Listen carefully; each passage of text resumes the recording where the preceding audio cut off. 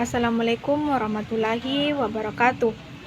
Perkenalkan, nama saya Julia Musdalifah, stambu K421200069, kelas D, PJKR 2020. Di ini saya akan menjelaskan tentang materi keanekaragaman makhluk hidup dan persebarannya.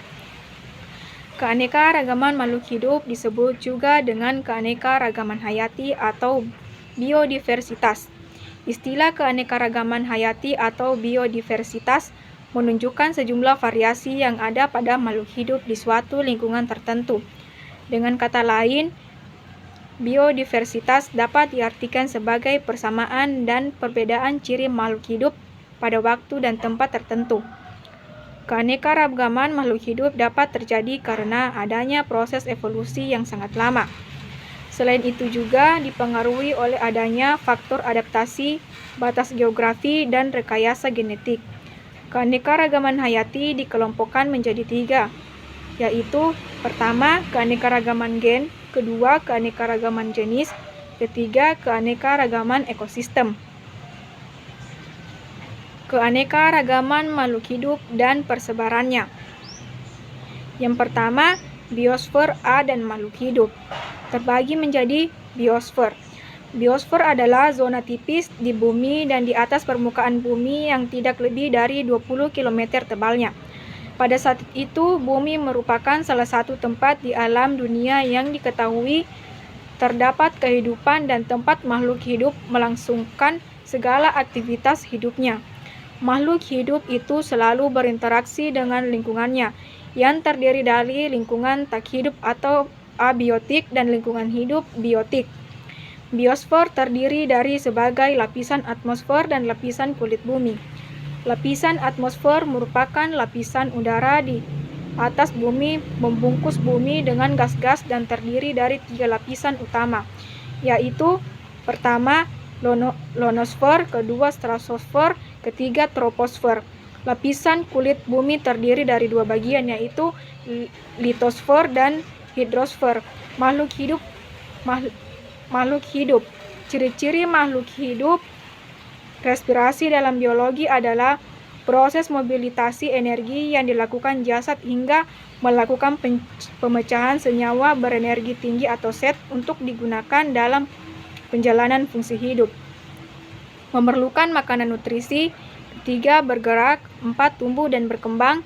5. Reproduksi merupakan proses yang dilakukan oleh makhluk hidup untuk menghasilkan individu baru keturunan dari jenis dinamakan reproduksi atau pengembiakan. 6. Adaptasi. 7.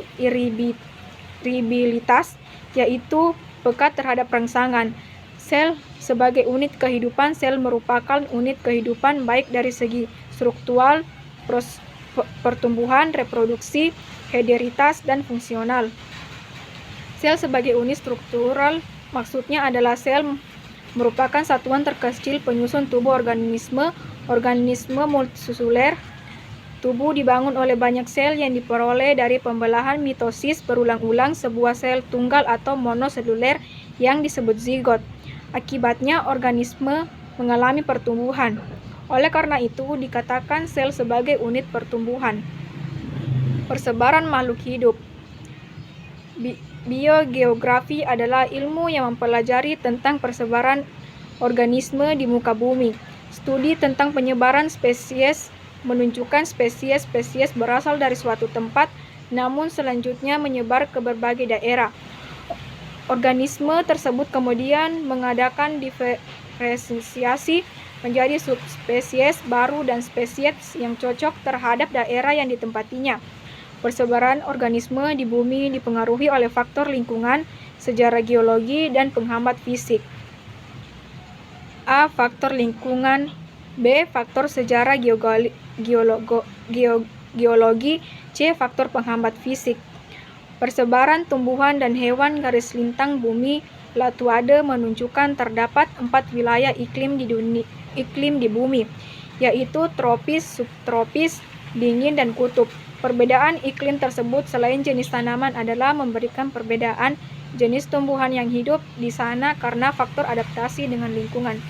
Dengan ketinggian lahan dari permukaan laut sampai ke puncak gunung yang paling tinggi atau altitude juga menunjukkan perbedaan iklim yang mirip, yang menyebabkan pada dataran rendah sampai ke dataran tinggi didiami oleh tumbuhan berbeda-beda.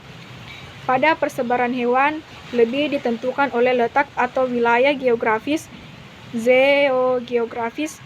Di bumi, daerah persebaran hewan zoogeografi dibedakan menjadi 6 lokasi berdasarkan persamaan fauna, yaitu yang pertama Palearktik yang meliputi Asia sebelah utara, Himalaya, Eropa dan Afrika, dan Gurun Sahara sebelah utara.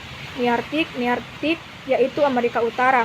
Neotropis atau neotropikal yaitu Amerika Selatan bagian tengah. 4. Oriental meliputi Asia dan Himalaya bagian selatan. 5. Ethiopia atau Ethiopian yaitu Afrika. Dan 6. Australian meliputi Australia dan pulau-pulau sekitarnya. Itulah materi yang bisa saya paparkan. Saya akhiri. Wassalamualaikum warahmatullahi wabarakatuh.